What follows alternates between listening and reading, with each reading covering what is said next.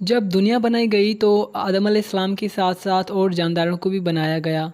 लेकिन लैंग्वेज का शरफ़ सिर्फ़ अल्लाह ने अपनी अशरफुल मखलूक़ात यानी इंसानों को ही दिया। हत्ता कि चिंपैंज़ीज़ एंड बोनोबोस, जिनको हम इंसानों के क्लोजेस्ट रिलेटिव्स माना जाता है, उनको भी इस शरफ़ से महरूम रखा गया। ये एक लैंग्वेज सिस्टम ही है जिसके बज़रिए अल्लाह की अशरफुल मखलूक़ात अपने माज़ी और मुस्तक़बिल को बयान कर रख सकती है। हम इंसान इस लैंग्वेज की ही मदद से अपने इमोशंस, फीलिंग्स, स्टोरीज़ शेयर करते हैं।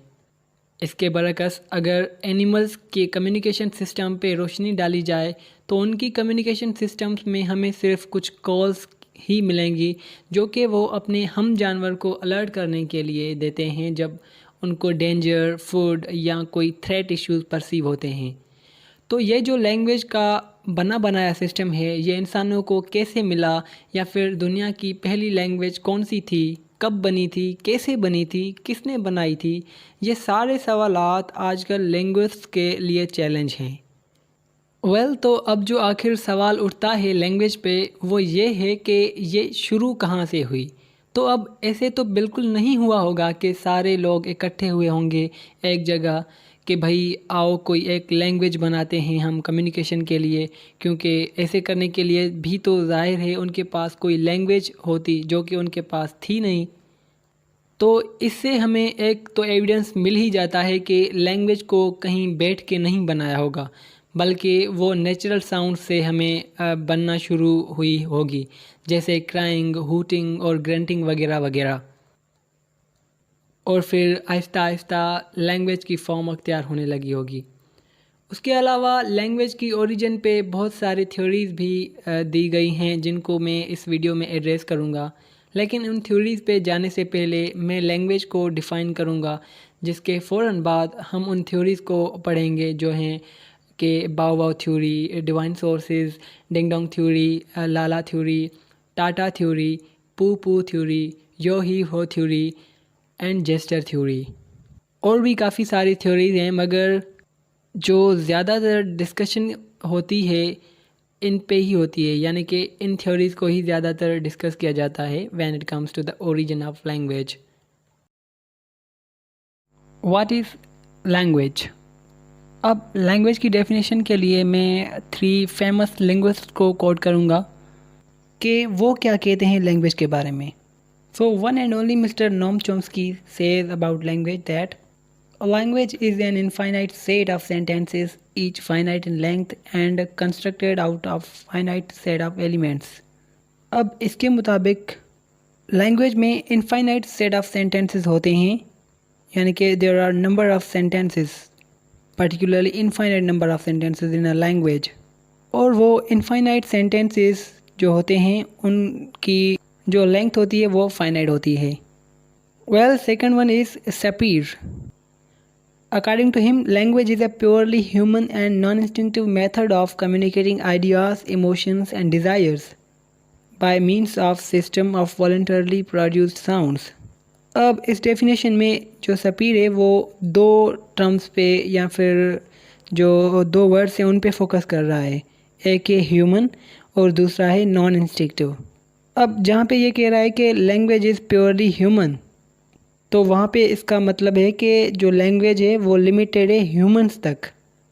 बिलाशुबा लैंग्वेज एनिमल्स के भी पास है, पर उनकी लैंग्वेज इतनी डेवलप्ड नहीं है जितनी हम ह्यूमंस की है।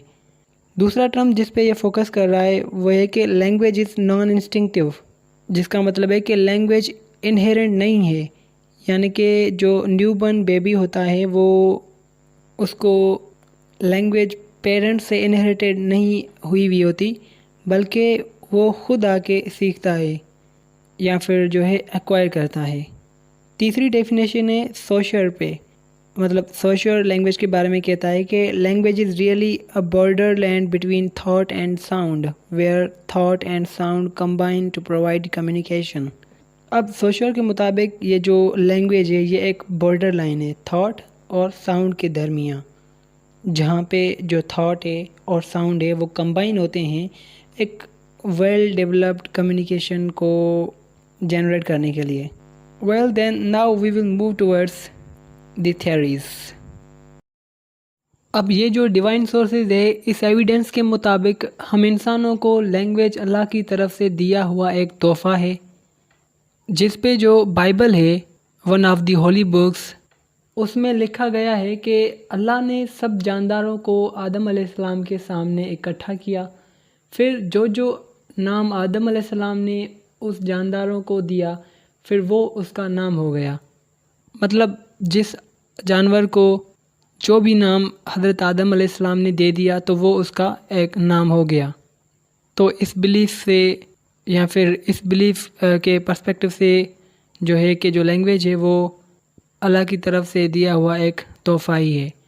सिमिलरली जो हिंदुज़म है, हिंदुज़म में भी लैंग्वेज की ओरिजिन पे ज़िक्र है कि ये जो लैंग्वेज है ये सरस्वती के ज़रिए आई, और सरस्वती जो है वो ब्रह्मा की स्पाउस यानी कि वाइफ है।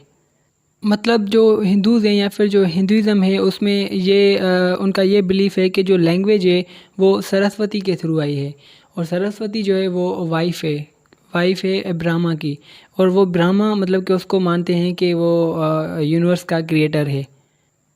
तो ये सारे बिलीफ्स हैं, और इन सब बिलीफ्स को, एविडेंसेस को, ये जो कुछ स्कॉलर्स हैं या फिर लिंग्विस्ट्स हैं वो इनको तस्लीम नहीं करते या फिर इनको इतना सीरियस नहीं लेते। Now let's look at the बाव वाव थ्योरी। अब इस थ्योरी के मुताबिक लैंग्वेज इमिटेशन से बनी है, जैसे कि उस दौर में इंसानों ने जो आवाज़ सुनी उसको इमिटेट किया होगा। फॉर इंस्टेंस उन्होंने अगर किसी मक्खी की बजिंग को सुना होगा तो फिर उसको इमिटेट किया होगा।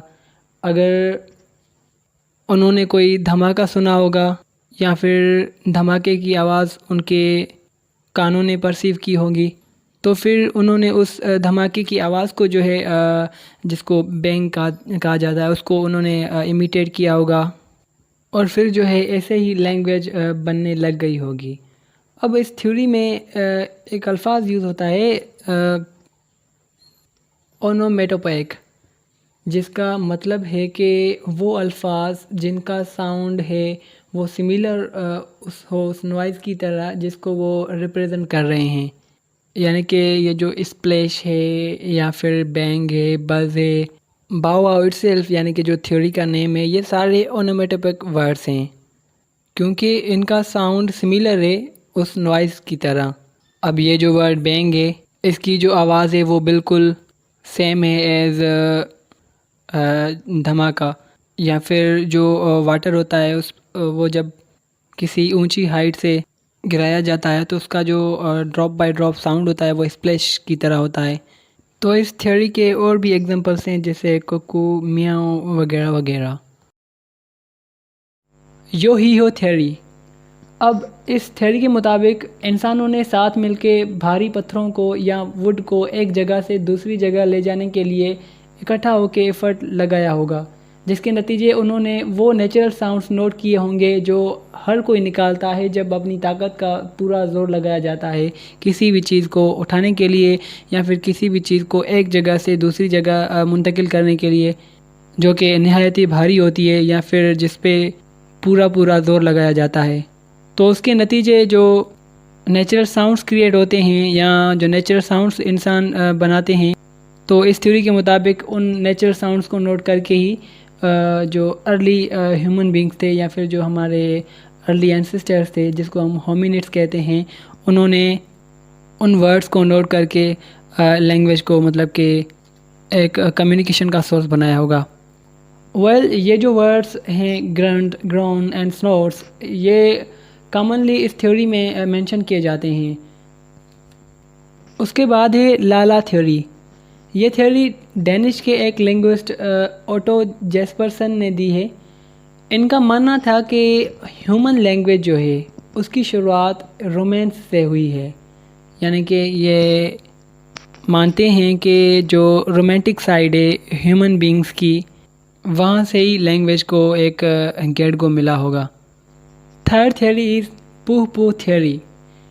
इस थ्योरी के मुताबिक लैंग्वेज इंस्टिक्टिव साउंड्स से ही शुरू हुई है। जैसे कि जब चोट लगती है तो मुंह से निकलने वाला पहला अल्फाज या फिर पहला आवाज़ आउच होता है, और जब किसी चीज़ से सरप्राइज़ होते हैं तो बोलते हैं ओ। तो इस थ्योरी की मतलब कि इस थ्योरी का ये मानना है कि जो इंस्टिंक्टिव साउंड्स हैं वहाँ से ही लैंग्वेज जो है शुरू हुई है। Fifth theory is ding dong theory. अब इस थ्योरी के मुताबिक हर एक ऑब्जेक्ट का स्पेसिफिक साउंड होता है। तो जाहिर सी बात है जो अर्ली एंसेस्टर्स थे या फिर जो अर्ली ह्यूमन बींग्स थे उनके ज़माने में भी ऐसे कई ऑब्जेक्ट्स होंगे जिनके अपने अपने साउंड्स होंगे। यानी कि अगर एक कोई ऑब्जेक्ट देखें, लेट सपोज वाटर है, तो वाटर हमारे ज़माने में भी आज भी है, उनके ज़माने में भी था। तो इसका जो नेचुरल साउंड है या फिर जो इसका स्पेसिफिक साउंड है वो है स्प्लैश। तो इस थ्योरी के मुताबिक कि हो सकता है जो ह्यूमन बींग्स थे उन्होंने उन ऑब्जेक्ट्स के जो स्पेसिफिक साउंड्स थे उनको इमिटेट किया हो या फिर उनको नोट करके एक दूसरे के साथ मतलब कि कम्युनिकेट किया हो, फिर ऐसे ही शायद कोई लैंग्वेज उनकी बनी हो। So this theory then states that natural sounds are the origin of language. तो इस थ्योरी के मुताबिक कि जो नेचुरल साउंड्स हैं वही ओरिजिन ऑफ लैंग्वेज हैं, यानी कि वहाँ से ही लैंग्वेज की ओरिजिन हुई है। Sixth is Tata theory. अब इस थ्योरी के मुताबिक जो लैंग्वेज है वो कुछ अनकॉन्शियस वोकल इमिटेशन से बिगिन हुई है। जैसे कि जब हम कोई मतलब कि गिटार बजाने के लिए ट्राई करते हैं तो हमारी जो टंग है वो बेसिकली स्टिक आउट होती है। So that is why this evolved into the popular idea that language may have derived from gestures. Then comes our gesture theory, which is the last one. The idea that humans were first able to communicate using gestures and so were able to develop language. इस theory के मुताबिक जो human beings थे उन्होंने शुरू में यानी कि जेस्चर्स के थ्रू कम्युनिकेशन की होगी और फिर जेस्चर्स से ही उन्होंने एक लैंग्वेज डेवलप की होगी। तो इसलिए इसको जेस्चर थ्योरी कहा जाता है। यानी कि इस थ्योरी का जो फोकस है वो जेस्चर पे ही है कि भाई जो अर्ली ह्यूमन बींग्स थे उन्होंने जो उनकी जो कम्युनिकेशन थी वो जेस्चर्स के ही थ्रू होती थी और फिर स्लोली एंड ग्रेजुअली उनकी जो जेस्चर वाली कम्युनिकेशन है वो एक लैंग्वेज में मतलब कि कन्वर्ट हो गई। So these were the theories. I hope you understood each and every one of them. So if still you have any confusion, you can comment me down, and I request you that read the description of the video below. You may find something relevant. Like it and share it with your friends. Subscribe if you are new. Hit the bell icon so that you could get every latest update from the channel. Thank you and Jazakallah.